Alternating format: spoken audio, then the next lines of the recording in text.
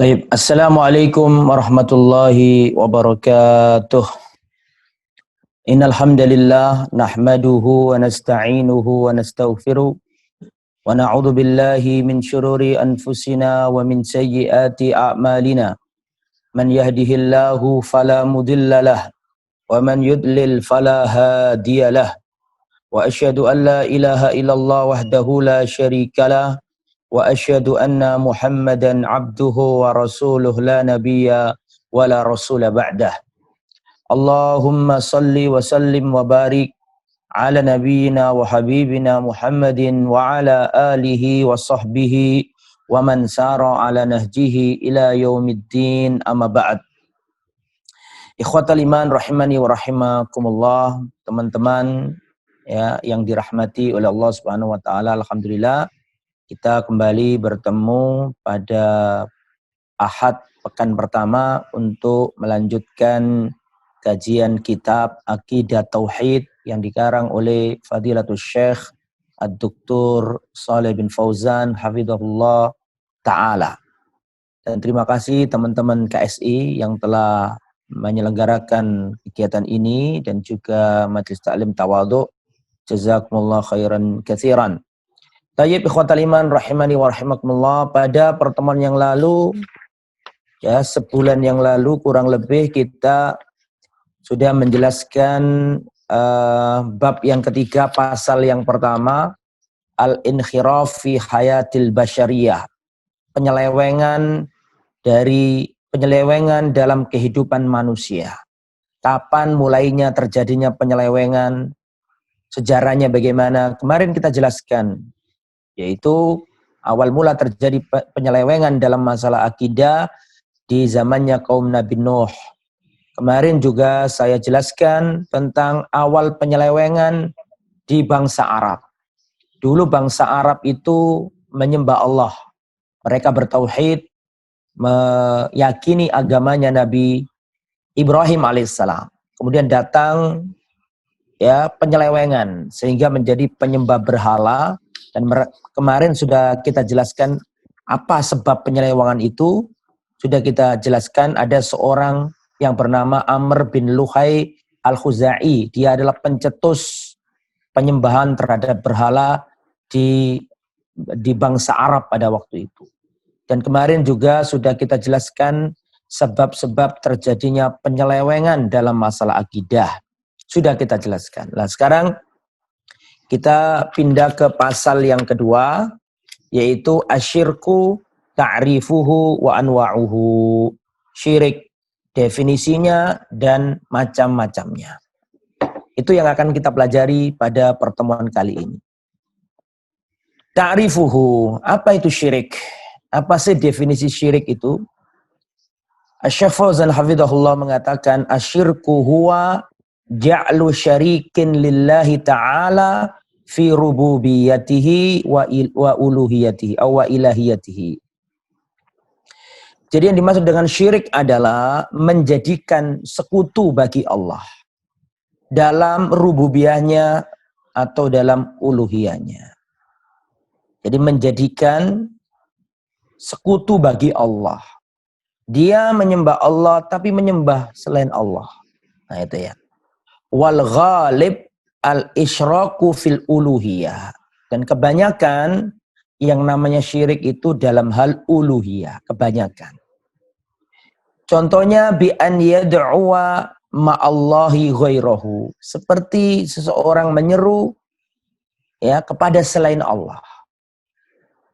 Dengan Allah. Jadi dia menyeru kepada Allah, tapi di sisi lain dia juga menyeru kepada selain Allah. Dia mengakui Allah Subhanahu wa taala itu zat yang harus diibadahi. Tapi di sisi lain dia masih suka pergi ke dukun. Dia suka memakai jimat. Dia pergi ke tempat keramat. Dia minta ke syajar wal hajar, minta ke pepohonan, minta ke bebatuan, minta ke kuburan. Lah ini adalah contoh asyirik dalam uluhiyah. Au yasrifa lahu syai'an min anwa'il ibadah, atau memalingkan kepada au yasrifa lahu syai'an min anwa'il ibadah, atau seseorang memalingkan sesuatu dari bagian ibadah kepada selain Allah. Jadi ada ibadah itu haknya Allah, dipalingkan, diberikan kepada selain Allah. Itulah syirik. Contoh sujud. As-sujudu haqqun lillah. Sujud itu adalah hak Allah. Tidak boleh seorang hamba sujud kepada hamba yang lain. Tidak boleh seorang murid sujud kepada gurunya. Karena apa? Karena sujud itu haknya Allah. Kalau sujud ini diberikan kepada selain Allah, maka itulah kesyirikan. Misalnya sujud ke bebatuan, sujud ke kuburan, sujud ke pepohonan, sujud ke dukun, sujud ke orang pintar, dan niatnya untuk ta'zim, mengibadahi, mengagungkannya, maka ini berarti memalingkan sesuatu yang mana itu menjadi kekhususan Allah, diberikan kepada selain Allah. Itulah syirik. Contoh lain, yang bisa mendatangkan manfaat dan madarat itu hanya Allah. Tidak ada yang bisa mendatangkan manfaat dan mara bahaya kecuali Allah. Dan ini hanya Allah yang bisa.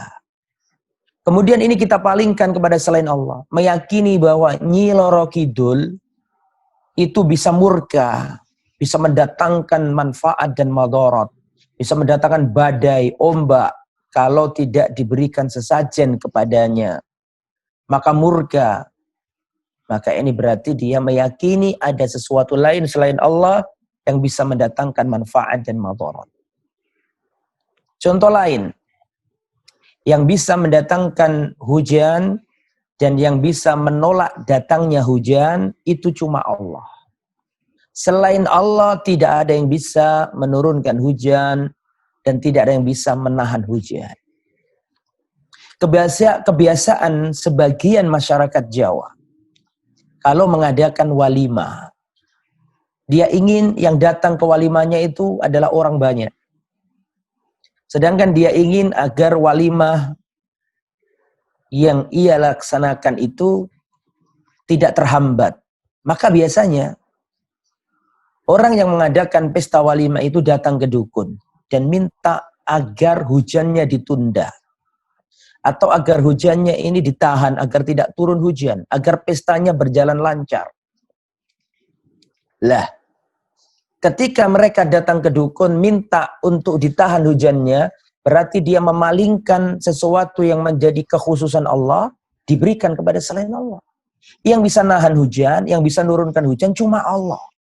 Tetapi itu dipalingkan dan diminta dari mbah dukun, inilah cabang kesyirikan. Ini tidak diperbolehkan. Kadzabah, kata Syekh Fauzan, kadzabah, seperti menyembelih. Ya, fasolli li rabbika wanhar. Ya, maka salatlah untuk Tuhanmu, wanhar, dan sembelihlah hanya untuk Tuhanmu. Jadi menyembelih itu hanya diperuntukkan kepada Allah. Bismillah kita sembelih. Lah kalau diperuntukkan kepada selain Allah, inilah kesyirikan. Seperti menyembelih kerbau, kepalanya dilarung di pantai selatan. Menyembelih kambing untuk dijadikan tumbal atau sesajen agar di sungai berantas. Ini masih ada loh. Jangan dikatakan tidak ada, itu masih ada. Sampai detik ini masih ada. Jangan dikira nggak ada, ada. Bahkan diresmikan dengan dalil local wisdom, ya, kearifan lokal, dan diadakan, didukung oleh yang mempunyai kekuasaan. Nah, ini yang tidak diperbolehkan ya jamaah. Nyembelih hanya untuk Allah. Ada orang di desa, ya dia misalnya lama nggak sembuh-sembuh dari sakitnya. Terus dia datang ke dukun, dikasih ritual. Kau harus nyembelih hewan ini, warna ini. Dan nanti harus ditaruh di tempat ini. Ini semua adalah bentuk penyembelihan kepada selain Allah. Dan ini tidak boleh. Tidak diperbolehkan. Wan nazar, dan juga termasuk nazar. Nazar, Ya, misalnya dia datang ke tempat keramat dan dia nazar kalau aku sukses aku akan bangun tempat keramat ini misalnya. Ini nggak diperbolehkan. Wal khauf, takut. Dan takut itu hanya kepada Allah. Jangan takut kepada selain Allah. Meskipun takut itu ada dua. Ada takut tabi'i dan ada takut ibadah. Kalau takut tabi'i itu tidak apa-apa kepada selain Allah. Seperti takut kepada ular, takut kepada kalajengking, takut kepada macan. Ini tidak mengapa. Ini namanya al-khauf at-tabi'i. Khauf yang merupakan tabiat manusia. Maka ini boleh meskipun tidak kepada Allah. Boleh takut kepada ular, boleh takut kepada macan, boleh takut dengan virus. Sebagaimana itu terjadi, Rasulullah mengatakan firru minal majdumi firaraka minal asad. Larilah dari orang yang kena penyakit juzam. Seperti engkau lari dari singa. Berarti boleh, itu namanya khauf tabi'i. Tapi ada khauf yang bernilai ibadah. Dan itu haram. Kecuali harus kepada Allah. Seperti takut dengan Nyi Roro Kidul, takut dengan dukun, takut dengan setan, takut dengan jin. Lah, jangan. Itu bukan tabi'i. Itu takut yang tidak diperbolehkan. Gitu ya. Warroja.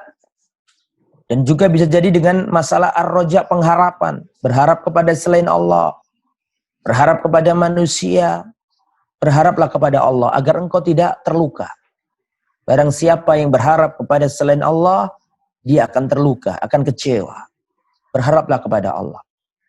Wal mahabba, termasuk cinta. Jangan sampai cintamu kepada makhluk melebihi cintamu kepada Allah. Ini semua adalah cabang kesyirikan. Lil makhluk, ya. Kemudian wasyirku a'dhamud dzunub. Dan syirik ini mempunyai banyak madharat. Syirik itu mempunyai banyak kemadharatan dan banyak malapetaka. Yang pertama, asyirku a'dhamudz dzunub. Syirik ini adalah seagung-agungnya dosa. Tidak ada dosa di atas syirik, tidak ada. Jadi syirik ini adalah dosa yang paling tinggi, yang di atasnya syirik nggak ada lagi. Ya, li'annahu tashbihun lil makhluk bil khaliq fi khasaisil ilahiyah. Karena syirik itu menyerupakan makhluk dengan Allah pada hal-hal yang merupakan kekhususan ilahiyahnya Allah. Seperti tadi itu. Harusnya menyembah kepada Allah dipalingkan kepada selain Allah. Harusnya berdoa hanya kepada Allah dipalingkan kepada selain Allah. Harusnya sujud hanya kepada Allah dipalingkan kepada selain Allah. Harusnya nyembelih hanya untuk Allah bismillah dipalingkan kepada selain Allah. Dan syirik ini bahaya yang pertama adalah seandainya syirik nggak punya bahaya kecuali satu ini saja sudah cukup, kita harus berhenti. Apa itu? Bahwa syirik itu seagung-agungnya kezaliman. Tidak ada kezaliman yang lebih tinggi dari syirik. Hal ini sebagaimana yang Allah firmankan dalam surat Luqman ayat 13. Inna syirka la dzulmun 'adzim. Sesungguhnya syirik itu benar-benar kezaliman yang agung. Jadi Allah mensifati syirik itu dengan kezaliman.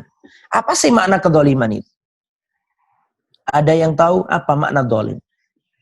Zalim itu lawan dari adil. Kalau adil itu artinya meletakkan sesuatu pada tempatnya, itu adil. Sedangkan zalim itu artinya meletakkan sesuatu tidak pada tempatnya. Lah mengapa syirik kok dikatakan tidak menempatkan sesuatu pada tempatnya? Mas ini kayak ada masalah, Mas. Gak jalan dari tadi. Tulis batal atau batal. Iya, tuh. Batal. Tes. Nah, sudah. Baik, kita lanjutkan.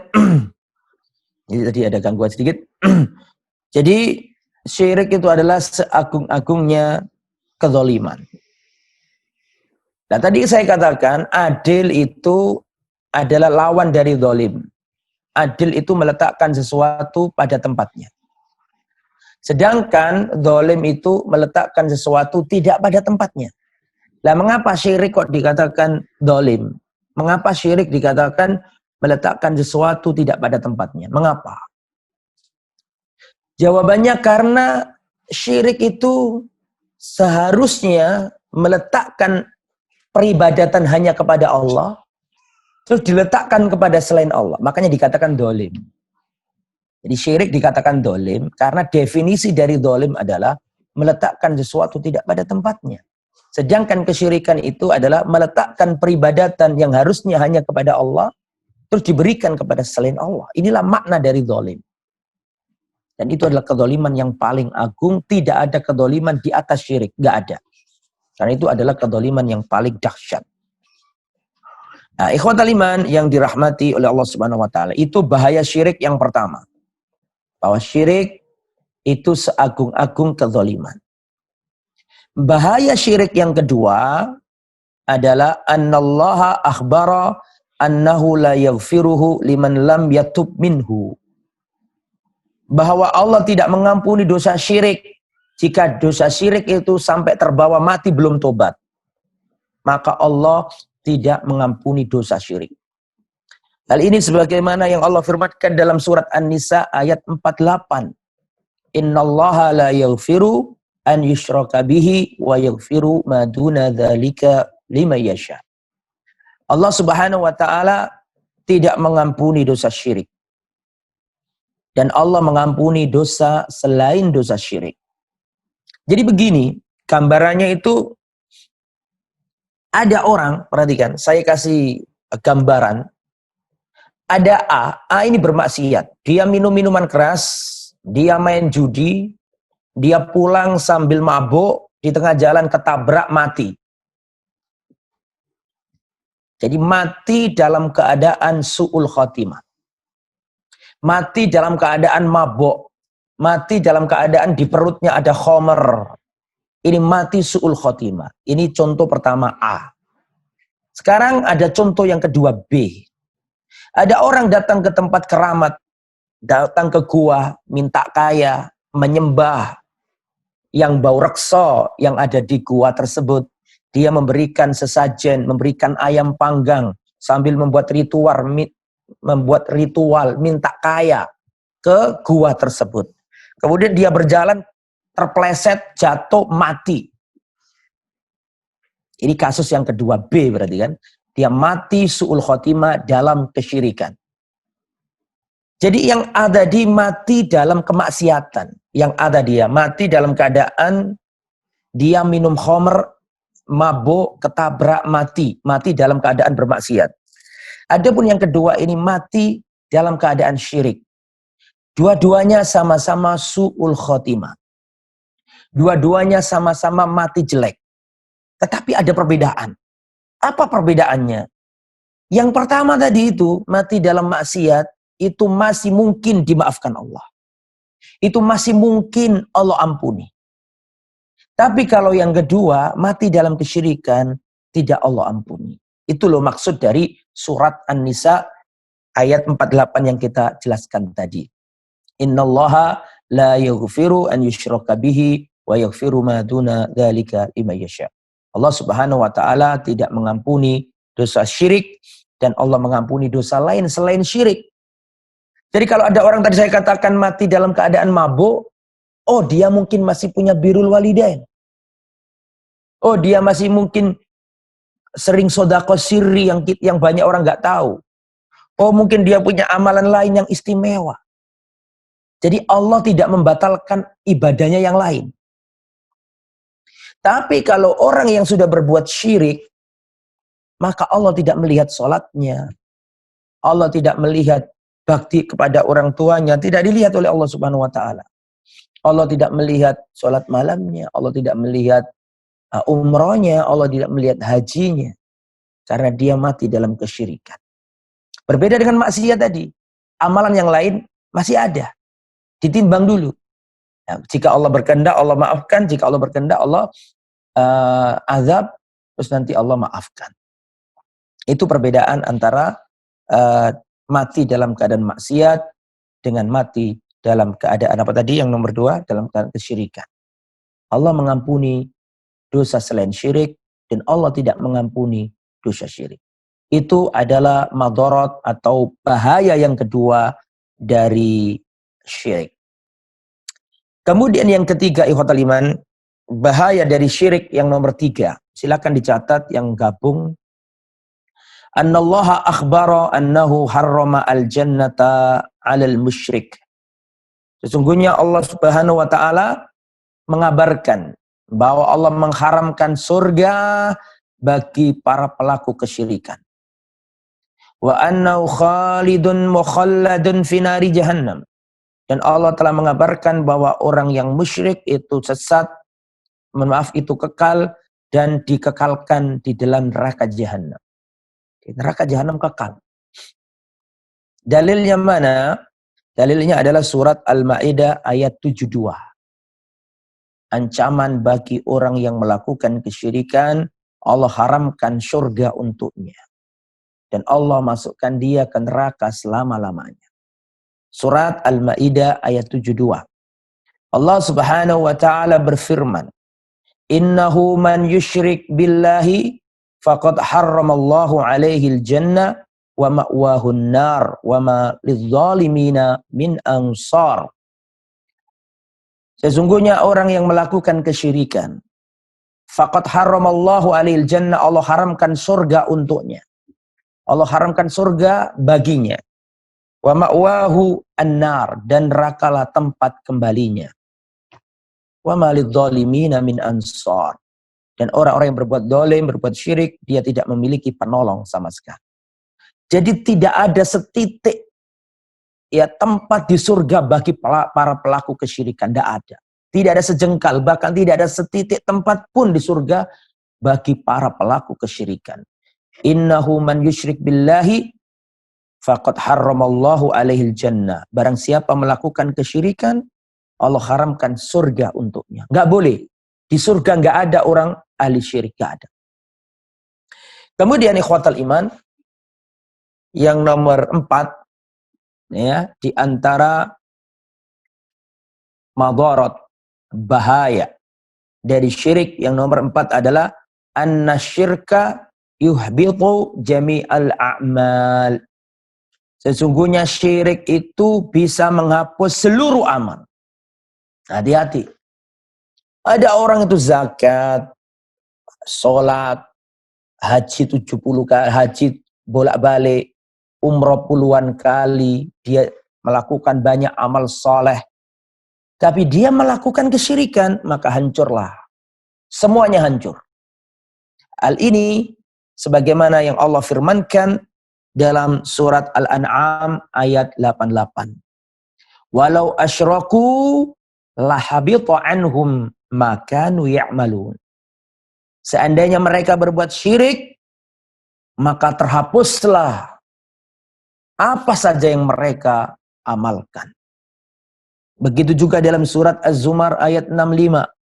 Walaqad uhiya ilaika wa ilal ladzina min qablika, dan sungguh telah kami wahyukan kepadamu wahai Muhammad, dan juga telah kami wahyukan kepada umat-umat sebelummu wahai Muhammad.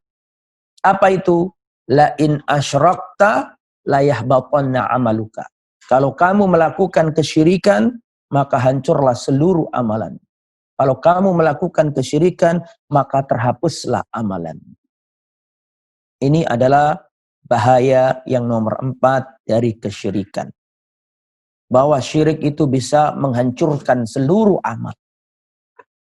Tidak ada penghancur amal yang lebih dahsyat daripada syirik.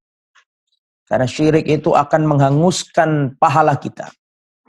Ada seorang yang banyak jasanya kepada Nabi, banyak sumbangsihnya kepada Rasulullah dan dakwah, tapi dia nggak masuk surga. Siapa itu? Siapakah orang yang paling berjasa kepada Nabi? Ketika Nabi masih kecil, dia merawat Nabi, dia menyayangi Nabi, dia menafkahi Nabi. Bahkan ketika Rasulullah berdakwah, Rasulullah SAW dilindungi, di backup dakwanya, jangan sampai dilukai orang lain. Sumbangsihnya banyak, ya, dan dia punya banyak jasa besar terhadap Nabi. Tapi apakah bermanfaat? Nggak ada manfaatnya. Siapa itu? Abu Thalib. Tayyib, ikhwatal iman yang dirahmati oleh Allah Subhanahu wa taala. Jadi pamannya Nabi yang bernama Abu Thalib ini jasanya banyak. Ya, dia semenjak Rasulullah umur 8 tahun, yatim, piatu, nggak punya ayah, nggak punya ibu, sudah wafat. Itu yang merawat Nabi, ngasih nafkah Nabi, yang menyayangi Nabi, yang ngasih makan Nabi. Bahkan ketika Rasul jadi Rasul, beliau atau orang itulah yang melindungi Nabi, membackup dakwanya Nabi. Tapi gak bermanfaat. Dirinya gak bisa masuk surga. Kenapa? Dia karena gak bertauhid. Ya, jadi Allah Subhanahu wa taala menghapuskan seluruh amalan. Siapa itu? Abu Thalib. Jadi ketika itu Abu Thalib diajak oleh Rasulullah masuk Islam. Ya ammi, qul la ilaha illallah kalimatan asyhadu laka biha indallah yaumal qiyamah. Wahai pamanku, ucapkanlah la ilaha illallah, sebuah kalimat yang aku akan membelamu pada hari kiamat. Itu ketika paman Nabi sakit keras. Ya, ketika paman Nabi sakit keras, Rasulullah SAW ya mendakwainya, hampir mati, tapi nggak mau masuk Islam. Maka apa yang terjadi? Seluruh jasa-jasanya tidak dianggap. La in asyrakta la yahbatanna amaluka. Kalau kamu melakukan kesyirikan, maka hancurlah, ludeslah seluruh amalan. Nah, ini adalah bahaya syirik yang nomor 4. Selanjutnya ikhwatal iman, bahaya syirik yang nomor 5. Annal musyrika halalud dami wal mali. Bahwasanya orang yang melakukan kesyirikan itu halal darahnya dan halal harta bendanya. Itu menurut Islam. Jadi menurut Islam, orang yang musyrik itu halal darahnya dan halal halal hartanya. Makanya boleh diperangi. Tapi itu pun ada aturannya ya, nggak boleh asal-asalan. Jadi sebelum perang itu harus ada dakwah dulu dan seterusnya. Itu sebagaimana yang Allah firmankan dalam surat At-Taubah ayat yang ke-5 ya. Allah Subhanahu wa taala berfirman, faqtulu al-musyrikin. Perangilah orang-orang yang musyrik, haitsu wajadtumuhum, dimanapun kalian temukan mereka. Nah ini. Dan Rasulullah juga mengatakan, umirtu an uqatila hatta yaqulu la ilaha illallah. Aku diperintahkan untuk memerangi manusia sampai mereka mengucapkan la ilaha illallah. Tapi kalau sudah mengucapkan la ilaha illallah, asamu minni dima'ahum. Kalau sudah mengucapkan la ilaha illallah, maka darah-darah mereka sudah menjadi haram, tidak boleh ditumpahkan. Harta-harta mereka haram, tidak boleh dirampas kalau sudah masuk Islam. Itu ya. Kemudian bahaya yang nomor 6 dari kesyirikan adalah annasyirka akbarul kabair. Bahwasanya syirik adalah akbarul kabair, sebesar-besarnya dosa besar. Jadi dosa besar yang paling besar adalah asyirku billah. Makanya Imam Az-Zahabi itu punya kitab namanya kitab Al-Kabair. Dan dalam kitab itu di antara dosa besar yang disebutkan pertama kali oleh Al-Imam Az-Zahabi adalah asyirku billah. Jadi syirik ini adalah dedengkotnya dosa besar. Dosa besar yang paling besar, bahkan di atas dosa besar. Syirik itu di atas dosa besar. Atau dosa besar yang paling tinggi adalah asyirik. Hal ini sebagaimana yang disabdakan Rasulullah SAW. Rasulullah mengatakan, ala unabbiukum bi akbaril kabair. Maukah kalian saya tunjukkan atau saya informasikan dosa besar yang paling besar? Para sahabat menjawab, bala ya Rasulullah. Tentu ya Rasulullah, kami ingin dapat informasi itu. Maka Rasulullah menjawab, akbarul kabair, dosa besar yang paling besar adalah al-isyraku billah, syirik kepada Allah. Menyekutukan Allah. Itu nomor 1. Nomor 2 apa? Nomor 2 yang paling besar kata Rasulullah, uququl walidain. durhaka kepada orang tua. Hanya hati-hati nih. Syirik dan durhaka kepada orang tua itu dosa yang paling tinggi, yang tidak ada lagi dosa di atasnya. Syirik melanggar haknya Allah, durhaka melanggar haknya orang tua. Nah, ini bahaya. Ridallah fi ridal walidain, wa sukhtullah fi sukhtil walidain. Ridhonya Allah ada pada ridhonya kedua orang tua, dan murkanya Allah ada pada kemurkaan orang tua. Kalau engkau ingin diridhoi Allah, cari ridho orang tua. Kalau engkau dimurkai oleh ibumu, maka Allah pun akan memurkai. Maka senantiasa kita harus berbakti kepada orang tua. Dan ada hadis yang mengatakan bahwa ada dua dosa yang disegerakan adabnya. Ada dua dosa yang disegerakan adabnya di dunia. Rasulullah SAW bersabda, babani mu'ajjalani uqubatuhuma fid dunya. Ada dua dosa yang azabnya disegerakan di dunia. Ada dua dosa yang azabnya tidak nunggu di akhirat. Langsung Allah tunaikan di dunia. Allah segerakan azabnya. Yang pertama adalah al-zulm, al-baghyu, kezaliman. Termasuk syirik itu, kezaliman. Yang nomor dua, al-uquq, durhaka kepada orang tua. Nah, hati-hati ya. Kemudian ikhwatal iman yang dirahmati oleh Allah Subhanahu wa taala. Termasuk juga dalam surat Luqman ayat 13 tadi, inna syirka ladzulmun adzim. Sesungguhnya syirik adalah kezaliman yang paling agung. Fasyirku adlamudz zulm. Syirik adalah kezaliman yang paling zalim. Wat tauhidu a'dalul adl, dan tauhid adalah keadilan yang paling adil. Fama kana asyaddu munafatan li hadzal maqsud fa huwa akbarul kabair. Maka apa saja yang menghalangi atau yang menyelisihi tauhid, maka huwa min akbaril kabair, maka termasuk dosa besar yang paling besar. Di antaranya adalah syirik. Nah, syirik itu cabangnya banyak ya jamaah. Kalau diterangkan satu persatu sangat panjang ceritanya. Lah, tetapi secara garis besar ya, secara garis besar, oh belum, masih ada satu lagi di sini ya. Mohon maaf. Nomor 7 dulu, nomor 7 dulu. Ya, bahaya syirik yang nomor 7 kita selesaikan dulu. Anna syirka, bahwasanya syirik itu aibun. Ya, aib bagi Allah. Jadi kalau orang berbuat syirik itu menganggap Allah punya cacat, sehingga Allah diduakan. Faman asyraka billahi faqad athbata lillahi ma nazzaha nafsahu anhu.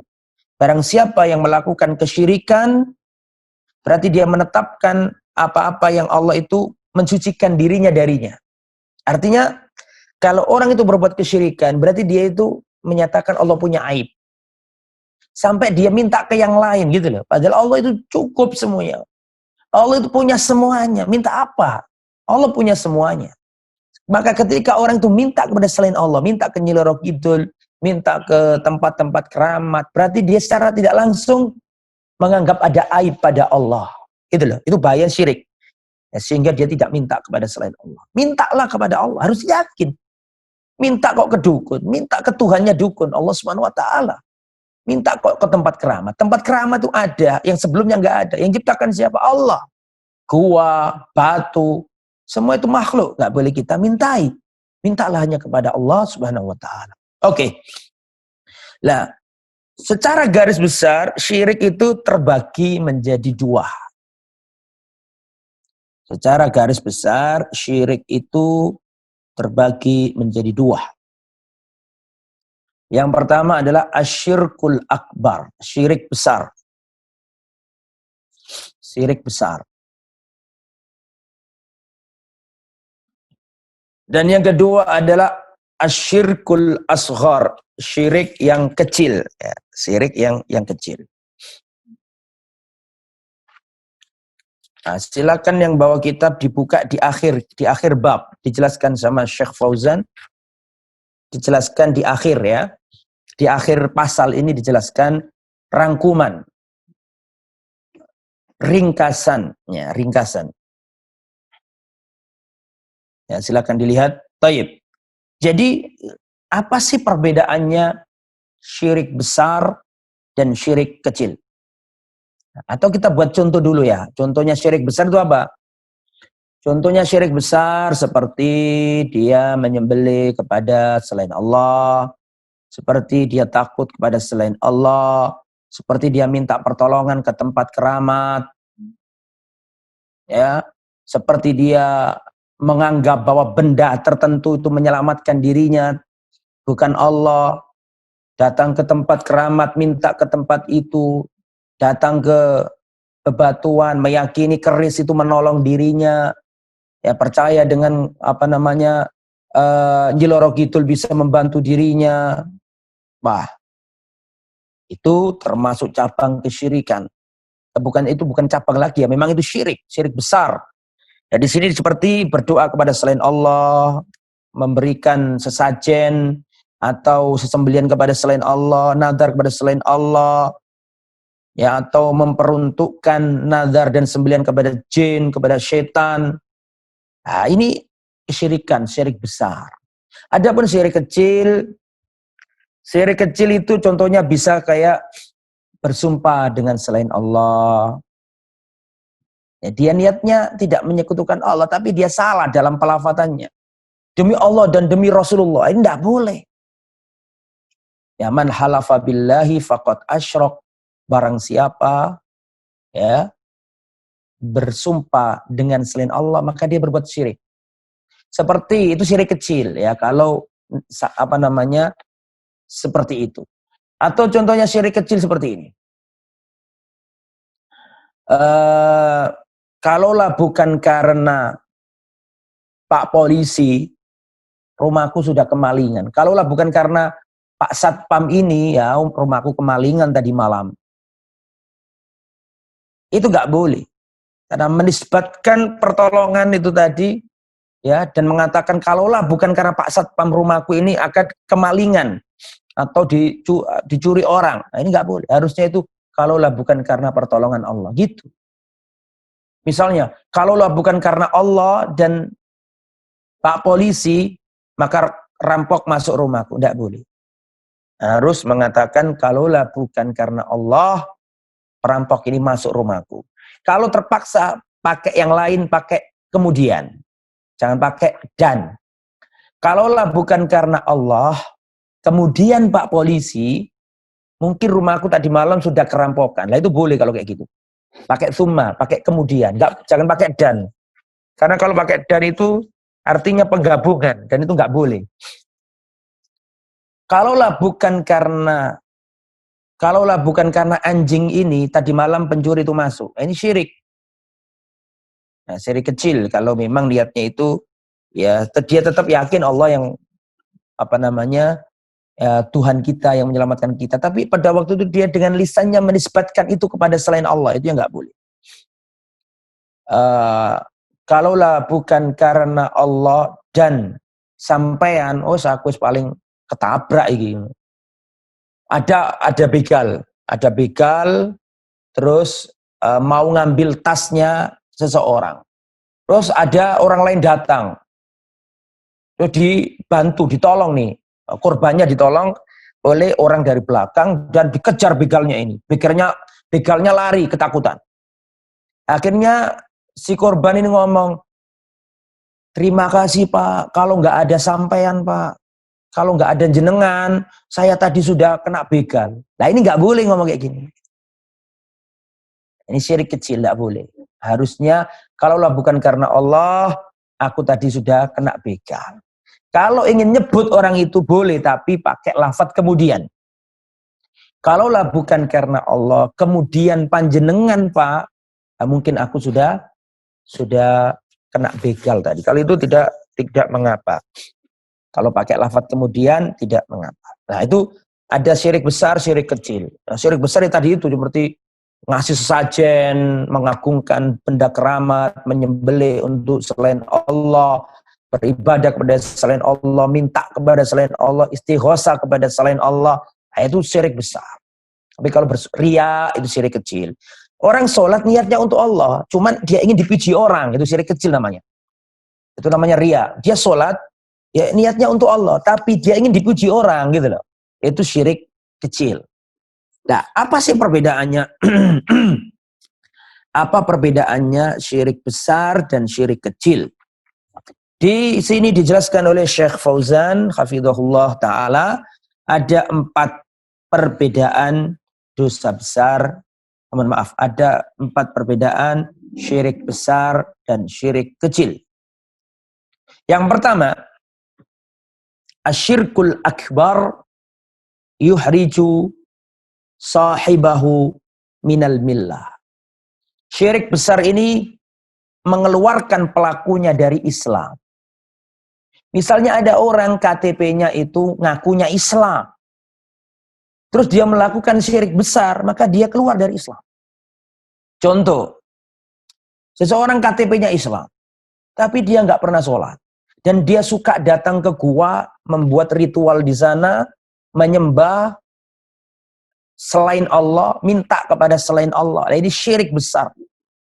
Dia keluar dari Islam. Ya, meskipun KTP-nya Islam.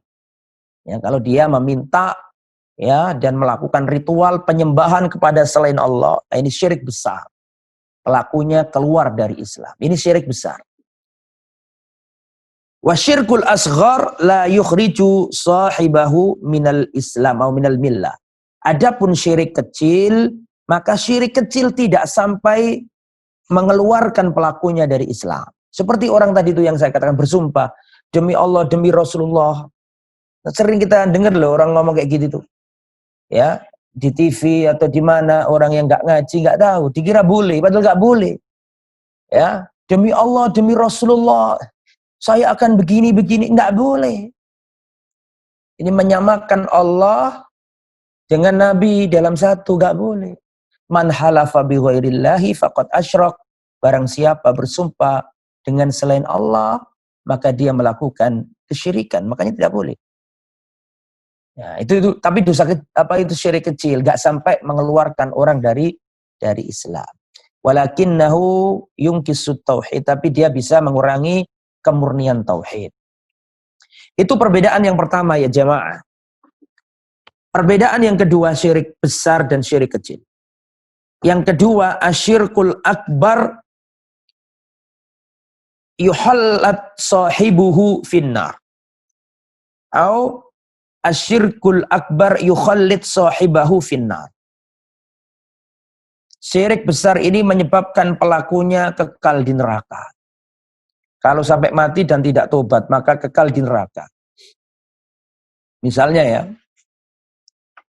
ada orang, dia ini seperti yang saya katakan tadi, datang ke tempat keramat, membuat ritual di tempat keramat, membuat pemujaan di tempat keramat, dia meminta kepada benda keramat, mengadakan ritual di situ, maka dia ini melakukan syirik besar.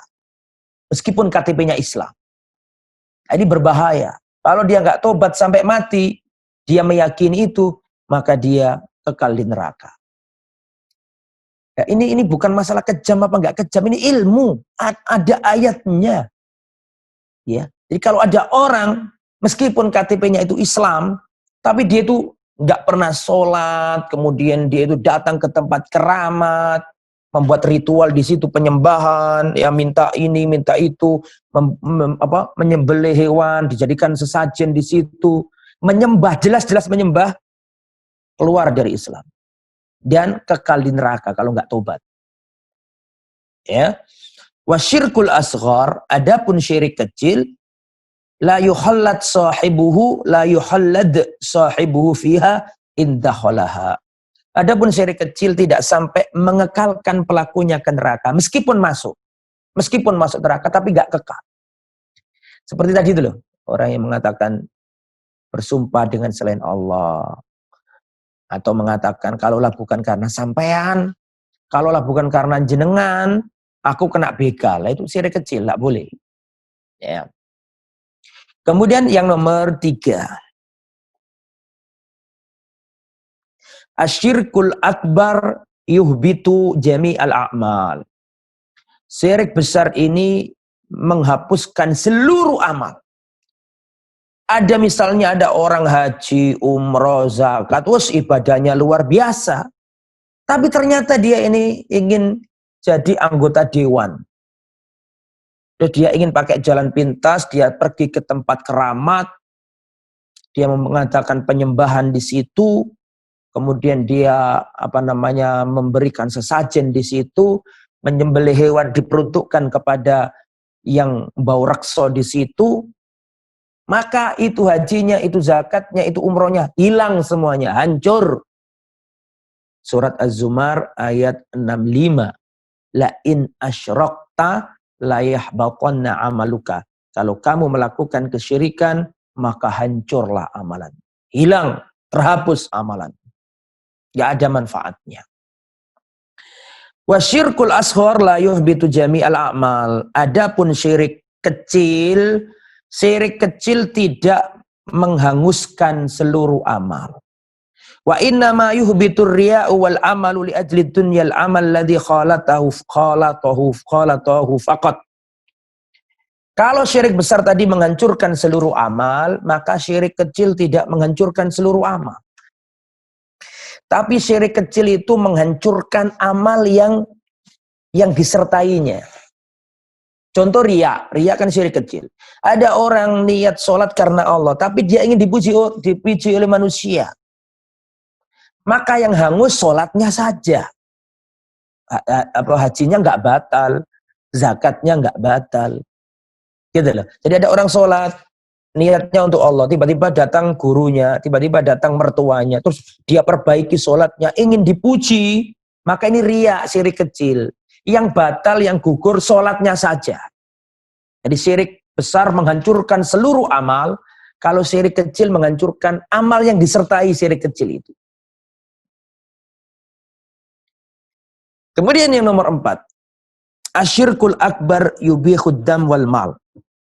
Syirik besar bisa menghalalkan darah dan harta.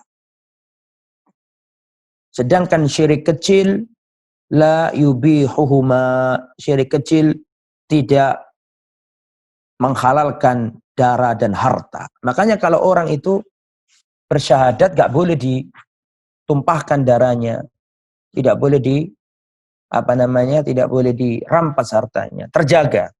Tapi kalau orang melakukan kesyirikan, maka halal darahnya, halal. Nah, makanya Nabi itu kan sebelum menyerang kaum, itu kan dilihat dulu, kalau mereka masih musyrik ya diserang. Kalau mereka sudah Islam nggak mungkin diserang, karena harta mereka haram kalau sudah masuk Islam. Nah itu ikhwatal iman, kita sudah menyelesaikan tentang masalah syirik ya. Apa sih syirik itu? Apa bahaya syirik? Kemudian apa jenis syirik? Ada 2 tadi, syirik besar, syirik kecil. Itu sudah kita sampaikan. Selanjutnya, jika ada pertanyaan, kami persilakan. Pertanyaan ya, di YouTube kita jawab dulu. Ini di YouTube kita, Mas Alif.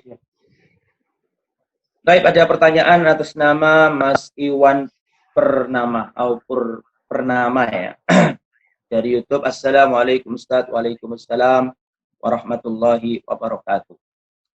Ustaz, ziarah kubur yang berbau syirik, apakah mutlak pelakunya masuk ke neraka atau masih diberikan udzur untuk mereka sedangkan mereka masih sholat, zakat, puasa?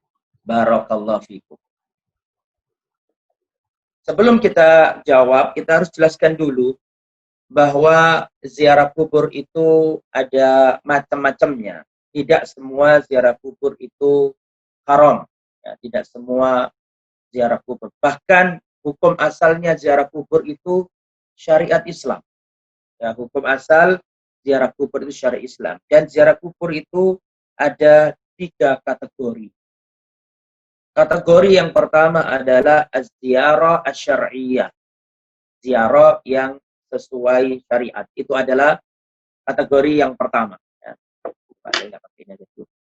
Jadi yang pertama adalah az-ziyarah asy-syar'iyyah. Ziarah kubur yang bernilai syariat. Nah, ziarah kubur yang sesuai syariat itu fungsinya untuk 2 hal. Yang pertama untuk mendoakan, yang pertama untuk mengingat kematian, mengingat akhirat. Saya ulangi ya, ziarah kubur itu ada 3. Yang pertama az-ziarah asy-syar'iyyah, ziarah yang sesuai syariat. Dan itu fungsinya untuk 2 hal. Yang pertama untuk ingat akhirat, untuk ingat mati. Rasulullah bersabda, kuntu nahaitukum an ziyaratil kubur. Dahulu aku larang kalian ziarah kubur. Ala fazuruha, tapi sekarang silakan ziarah kubur. Untuk apa? Litudzakirakumul akhirah, untuk mengingatkan kalian kehidupan akhirat. Jadi silakan ziarah kubur, tujuannya yang pertama untuk ingat akhirat, untuk ingat mati. Itu tujuan yang pertama.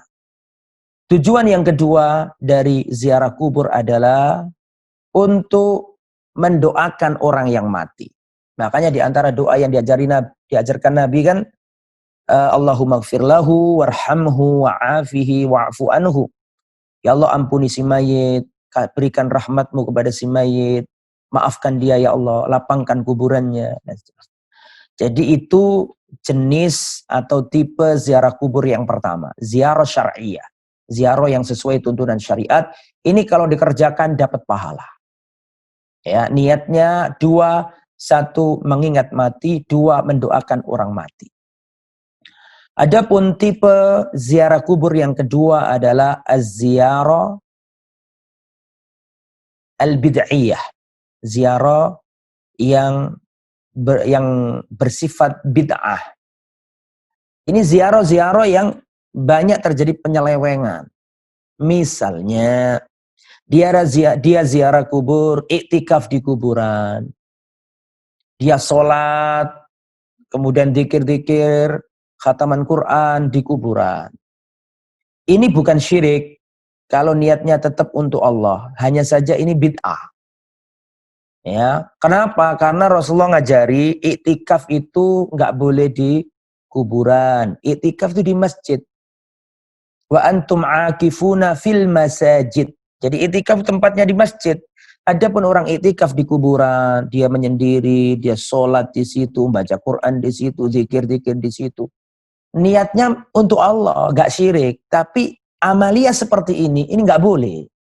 Karena ini nggak pernah dicontohkan Nabi. Nabi mengajarkan kita ya bahwa iktikaf di masjid, baca Quran di rumah atau di masjid. Ya, termasuk sholat, apalagi sholat di kuburan, jangan. Nah, begitu ya. Itu nggak sampai syirik, tapi bid'ah. Nah, itu nggak boleh juga. Man amila amalan laisa alaihi amruna fawaraddun. Barang siapa beramal, tidak ada contoh dari Nabi, maka amalnya tertolak. Itu adalah tipe ziarah yang nomor 2. Adapun az-ziarah yang nomor 3 adalah az-ziarah asyirkiyah. Ziarah yang di dalamnya ada kesyirikan. Nah, ini yang paling bahaya ini. Seperti datang minta ke kuburan, menganggap kuburan ini mendatangkan manfaat dan madarat, minta ke kuburan, maka ini ziarah asyirkiyah.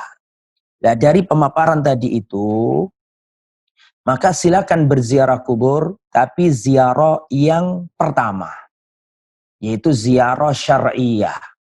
Ziarah yang tujuannya untuk mengingat kematian dan mendoakan orang yang sudah mati. Nah, kalau itu silakan, gitu ya. Nah, adapun ini bagaimana ziarah kubur yang apakah mutlak pelakunya masuk neraka atau masih diberikan udzur?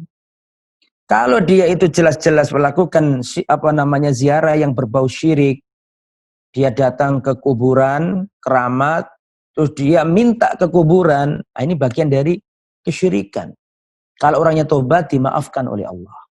Tapi kalau orangnya meyakini bahwa kuburan itu bisa memberikan pertolongan kepada dirinya, bukan Allah loh ya. Kalau Allah beda lagi, ini menganggap langsung kuburannya. Kuburannya ini menganggap bisa menolong dirinya. Maka ini termasuk syirik besar, orangnya harus bertobat.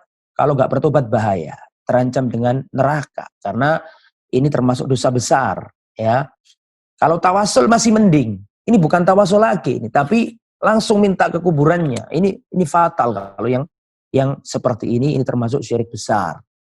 Ya, maka sekali lagi silakan ziarah kubur, tapi yang sesuai syariat. Ya, datang mengingat mati, dengan melihat kuburan itu kita semakin memperbaiki diri bahwa dunia tidak selama-lamanya. Sebentar lagi kita juga akan menjadi mayit, ya, bahwa kita nanti akan sebesar-besar rumah kita akan menempati ya galian yang sangat sempit 1 meter kali 2 meter untuk liang lahat kita. Orang yang dulu kaya-kaya sekarang mati di ruangan yang sempit. Kemudian kita juga mendoakan si mayit. Itu tujuan dari ziarah kubur, melembutkan hati, mengingat akhirat, mendoakan orang yang wafat. Jadi jangan ziarah kemudian minta kaya. Itu enggak sesuai dengan tujuan ziarah kubur. Karena ada orang itu ziarah, ini bukan katanya, jelas ada. Saya bertemu langsung dan pernah mewawancarai seorang kakek-kakek. Ya, ketika saya tanya, badhe kisah pundi mbah, mau kemana mbah? Ke kuburan itu. Kenapa? Ya mbah ini pengen rezekinya lancar. Nah, kayak gitu. Kalau ingin rezeki lancar, sholat yang serius, minta sama Allah, kerja yang sungguhan. Adapun kalau ziarah kubur, nggak ada kaitannya sama minta kekayaan. Kalau datang ke ziarah kubur, tujuannya untuk ingat mati, jangan dibalik ingat dunia. Ingat mati dan mendoakan orang yang mati. Ya, wallahu a'lam bishawab.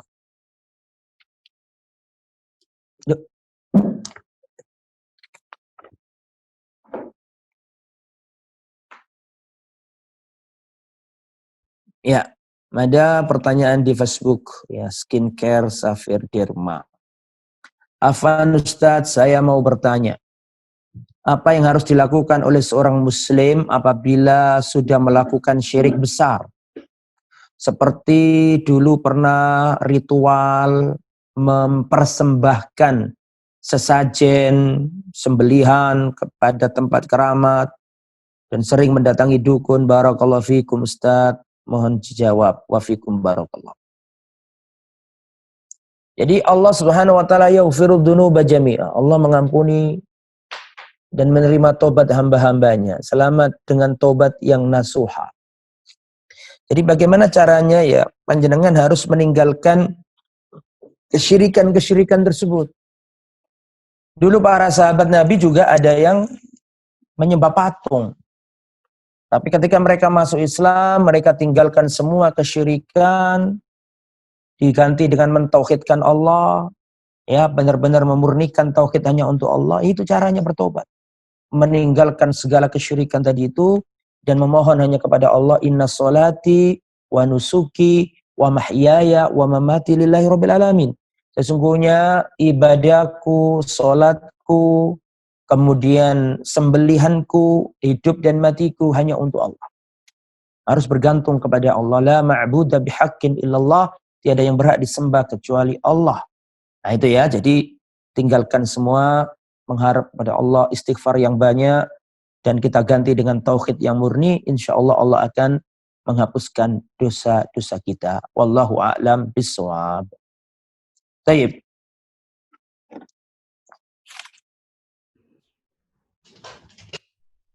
Silakan kalau ada pertanyaan. Ini sudah ada pertanyaan yang masuk melalui Zoom, Ustadz. Jadi monggo silakan. Dari Ibu Yasmin. Assalamualaikum, ya. Ustadz. Waalaikumsalam warahmatullahi wabarakatuh. Dalam keseharian kita, kadang kita tidak sengaja mengatakan untung karena A, atau alhamdulillah tidak jadi celaka karena ditolong si fulan. Nah, apakah kita itu cukup dengan beristighfar setelah sadar bila telah berbuat salah seperti yang tadi itu? Atau perlu melakukan sholat taubat, Ustadz? Oke, tafadhol, Ustadz. Jadi kalau memang seseorang pernah mengucapkan, ya mungkin karena belum tahu atau keceplosan omong, misalnya, untung ada sampean, misalnya. Kalau nggak ada sampean begini, nah itu nggak boleh. Itu termasuk syirkul lafdiyah, itu nggak boleh. Ya, ucapan-ucapan yang berbau syirik itu. Misalnya, kalaulah bukan karena sampean, aku tadi sudah dibegal orang. Kalaulah bukan karena sampean, mungkin saya sudah ketabrak. Kalau nggak ada sampai, lah itu nggak boleh, itu syirik. Nah kalau sudah terlanjur niatnya nggak syirik, tapi ya namanya orang omongannya seperti itu keceplosan atau memang belum tahu ilmunya, ya harus banyak-banyak istighfar. Walladzina idza fa'alu fahisyatan aw dzalamu anfusahum dzakarallah. Ya, orang-orang yang apabila dia melampaui batas, berbuat zalim, ya, maka dia segera mengingat Allah, minta ampun sama Allah. Rabbana dhalamna anfusana wa illam taghfir lana wa tarhamna lanakunanna minal khasirin. Berdoa minta ampun sama Allah Subhanahu wa taala. Dan para nabi itu takut dengan kesyirikan loh. Itu nabi dapat wahyu, dijaga oleh Allah, itu saja takut syirik. Nabi Ibrahim, di antara doanya Nabi Ibrahim, wajnubni wa baniya an na'budal asnam. Ya Allah, jauhkan aku dan jauhkan anak keturunanku dari menyembah selainmu, dari menyembah berhala. Padahal itu nabi loh. Maksum, dijaga oleh Allah. Itu saja takut dengan kesyirikan. Rasulullah Muhammad SAW takut syirik. Allahumma na'udzubika min an usyrika bika wa ana a'lamu wa astaghfiruka lima la a'lamu. Ya Allah, aku berlindung kepadamu dari berbuat syirik, ya, sedangkan aku mengetahuinya, dan aku minta ampunan kepadamu ya Allah dari apa yang aku belum mengetahuinya. Jadi Rasulullah takut syirik, Nabi Ibrahim takut syirik, maka kita pun lebih harus untuk takut dengan kesyirikan. Nah kalau sudah terlanjur, ya nggak apa-apa, namanya terlanjur, dan sekarang sudah tahu, kita tinggalkan, kita banyak-banyak istighfar, banyak beramal soleh, banyak sedekah, banyak sholat malam, dan terus minta ampun sama Allah, dan insya Allah itu cukup lah ya, nggak harus ada apa ya. Intinya dia tobat, dia beristighfar, memohon ampunan sama Allah, nggak harus ada sholat khusus, ya wallahu a'lam. Oke Ustaz, jazakallahu khair atas jawabannya Ustaz. Kemudian yang kedua dari Zihni Nabilah Yunus yang ada di Bandung. Bismillahirrahmanirrahim. Assalamualaikum warahmatullahi wabarakatuh Ustaz. Waalaikumsalam warahmatullahi wabarakatuh. Semoga Allah selalu melindungi dan memberikan bimbingan terhadap Ustadz, tim kajian, dan seluruh kaum muslimin. Amin. Amin ya rabbal alamin. Ada dua pertanyaan Ustadz ini dari Zihni di Bandung ini. Yang pertama, bagaimana seharusnya tenaga medis menanggapi jika ada pasien yang berkata kalau tidak ada dokter, kalau tidak ada bu bidan, dan seterusnya. Yang kedua, Ustadz, bagaimana penjelasan dari jika kamu mencemaskan rizkimu untuk hari esok, itu dicatat sebagai dosa. Nah, bukankah cemas itu satu kenormalan, Ustadz? Syukron, jazakallah khairan, Ustadz dan tim. Fadhal, Ustadz. Ya, aku atau saudariku yang di Bandung, ya, bertanya tentang yang pertama tadi apa Mas? Kok saya lupa. Ya. Bagaimana sikap bagaimana sikap seorang dokter atau perawat atau bidan atau tim medis yang pasiennya mengatakan untung ada Pak Dokter, kalau nggak ada Pak Dokter, kalau nggak ada Bu Bidan, kalau nggak ada tim medis, mungkin aku sudah seperti ini. Nah, bagaimana sikap tim kesehatan, dokter dan krunya menyikapi pasien yang ucap seperti itu? Nah, ini kesempatan untuk berdakwah, ya. Kesempatan untuk berdakwah. Kalau Anda yang sudah berprofesi dalam bidang kesehatan, baik itu dokter, tim kesehatan, bidan, perawat, mantri, dan seterusnya, kalau ada pasien yang ngomong kayak gitu, ini saatnya Anda untuk berdakwah, menanamkan tauhid yang benar, dan kita katakan, Bu, yang benar itu, ini semua pertolongan Allah. Jadi dia dengan bahasa yang setiap kita mungkin ngerti, tapi daerah masing-masing, dengan bahasa yang selembut mungkin, sehikmah mungkin, kita sampaikan bahwa semua pertolongan dari Allah. Lebih baiknya Ibu mengatakan, kalaulah bukan karena pertolongan Allah, mungkin aku belum sembuh, mungkin aku tidak sembuh. Ini semuanya berkat pertolongan Allah. Itu bagus itu, ya. Dan nggak mungkin sampai dimarahi, nggak mungkin. Karena panjenengan posisinya malah mengobati, ya, malah senang itu dapat pencerahan. Ya, terus kita nasihati, selalu berharap kepada Allah, Bu. Kita para dokter, para tim medis ini hanya menjadi sebab saja yang menjadi penentu hanya Allah Subhanahu wa taala. Itu kita tanamkan dan insya Allah itu bernilai pahala ya. Kemudian yang nomor 2 tadi apa, Mas? Silakan diulangi, Mas. Yang nomor 2 tadi. Bagaimana penjelasan dari kalimat Oke. Penjelasan tentang kalimat jika orang yang cemas akan rezekinya esok harinya, maka dia dihitung sebagai dosa. Pertama, saya nggak tahu itu kalimat siapa, hadis atau perkataan ulama. Saya pribadi belum tahu ya. Yang mengatakan barang siapa mencemaskan rezekinya esok hari, berarti dia dihitung dosa. Karena Allah Subhanahu wa ta'ala sudah menjamin rezeki hamba-hambanya. Kalau dia cemas dalam artian gak sampai menghilangkan keimanannya dengan takdir Allah. Ya dia cemas karena ya natural saja karena besok ini kok belum ada nasi ya. Besok ini kok di dapur kok nggak ada beras. Gimana ini cari kerja di mana? Terus kepikiran karena dia punya anak-anak. Kalau sebatas itu insya Allah itu masih normal. Yang nggak boleh itu dia gelisah sampai akhirnya melupakan bahwa semua itu ada takdirnya Allah. Dia lupa bahwa semua ini ada yang nanggung rezekinya dari Allah. Kalau itu sampai dia mengatakan kalau nggak kerja, kalau nggak kita usaha dengan tangan kita nanti nggak akan ada rezeki. Menghilangkan kudrahnya Allah itu yang haram, itu yang nggak boleh. Tapi kalau cemas sekedar cemas karena besok ini nggak ada nasi untuk dimasak, besok nggak ada beras, terus dia galau, terus dia berusaha mencari kerja. Kalau sekedar itu tanpa mengkufuri nikmat Allah dan itu pun kegalauannya sambil berdoa, maka tidak mengapa ya. Jadi terperinci, nggak semua cemas itu terlarang. Ya wajar lah. Misalnya ada seorang suami punya istri, punya anak-anak, sedangkan dia di PHK nggak punya pekerjaan. Kemudian dia itu memutar otaknya gimana besok dapat beras untuk makan anak dan istrinya. Terus dia cemas sambil berusaha. Kecemasannya itu sambil berusaha, sambil berdoa. Maka ini insya Allah tidak mengapa ya. Wallahu a'lam bishawab. Yes, begitu Mas. Nah Ustaz, syukran, jazakallah khairan, wa barakallahu fiik wa ilmik. Pertanyaan berikutnya Ustaz dari kolom Zoom. Assalamualaikum Ustaz. Waalaikumsalam warahmatullahi wabarakatuh. Ini dari Akhuna Abi. Izin bertanya, bagaimana kalau kita sebagai seorang pekerja, pikiran ini selalu terfikir pekerjaan dan tugas-tugas yang belum selesai. Nah, ini bahkan kadang sampai terbawa dalam sholat sehingga tidak khusyuk Ustaz.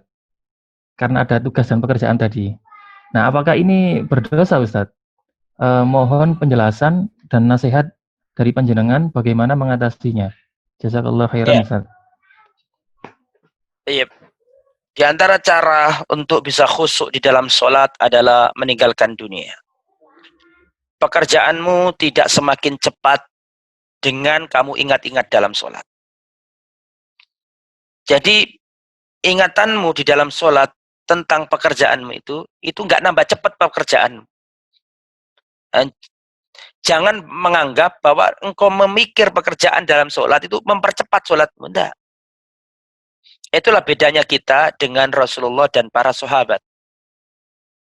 Para sahabat dulu itu kalau punya perkara yang jelimet, Rasulullah kalau ada perkara genting, yang dilakukan Rasul pertama kali itu sholat. Para sahabat kalau ada masalah pelik, urusan banyak, ada masalah-masalah pelik, masalah-masalah genting, yang dijadikan oleh Rasul dan para sahabat peraduan pertama adalah sholat. Wasta'inu bis-sabri was-sholat.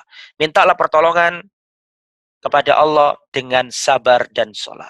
Rasulullah kalau tertimpa perkara pelik, peristiwa genting, maka yang dilakukan Rasul adalah sholat. Begitu juga dengan para sahabat. Begitu juga dengan kita, harusnya kalau ada pekerjaan banyak, ini kalau bukan karena pertolongan Allah, kita nggak bisa menyelesaikan.